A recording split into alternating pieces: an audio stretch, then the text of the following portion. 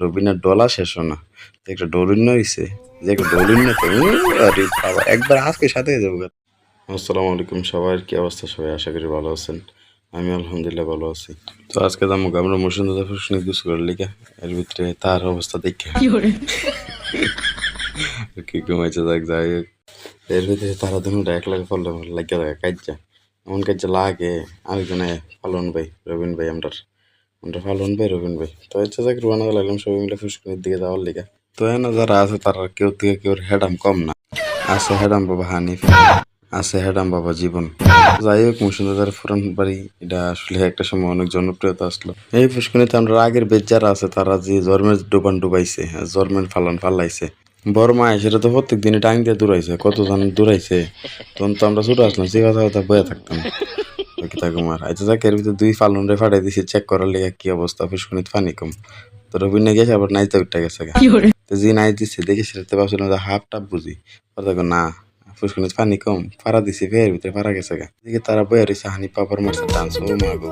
কি ডান্স দিল এটাতে জীবনের বডি 6 প্যাক না 8 প্যাক সরি চুক্কু ভুলে গেছে তা হানিতে আবার নেমে গেছে ফালদা নাইমাতে সুবাই টুবাই সে তার শরীর কতর পরে লেছে এর ভিতরে আমরা গেছিলাম পানিটা নিয়ে আবার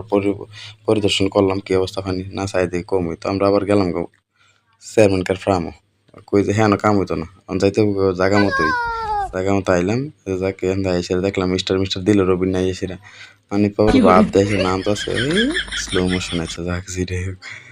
তো ফ্রামের পানিটা আবার আসলো ঠান্ডা তদ্নগত পানি আর কি ঠান্ডা রবীন্দ্র সাবানটা পাইয়া যে ডলা ডলতেছে মাথাটা তার ডলা যাক এর ভিতরে আমি আবার ফেললাম আমি এসে আবার শুরু করে দিলাম একটু শরীরটা ভিজাইলাম গরম বেশি গেছে আজকে রবিনের ডলা শেষ না একটা ডলিন্য হইছে যে একটা ডলিন্য তো আরে বাবা একবার আজকে সাথে যাবো গাতে তে কি রাখে লেছে আজকে তো সাদা না হইলে তে বাজ যেত না এর ভিতরে হানিপ সাদা হওয়ার চিন্তা ভাবনা রবিনের বডি দিকে তারও হিংসা লেগে আছে তেও বডি সাদা করে আলিব তো রবিন আবার আমার বিজয় তো লয়েছে ব্যস্ত তো এখন আমরা টাইমটা কাটিয়েছি অনেকটা মজাদার কারণ কি বহুদিন পরে এরকম একটা জায়গা পাইছি আর এরকম গোসল করার চিন্তা ভাবনা করছি তাই যে দেখ সবাই মিলে দিলে করাটা উপকার হয়েছে ভালো হয়েছে মজা লাগছে অনেকটা আচ্ছা দেখ এই কতই আশা করি সবাই ভালো থাকবেন সুস্থ থাকবেন আল্লাহ হাফেজ ভিডিওতে লাইক কমেন্ট শেয়ার করবেন।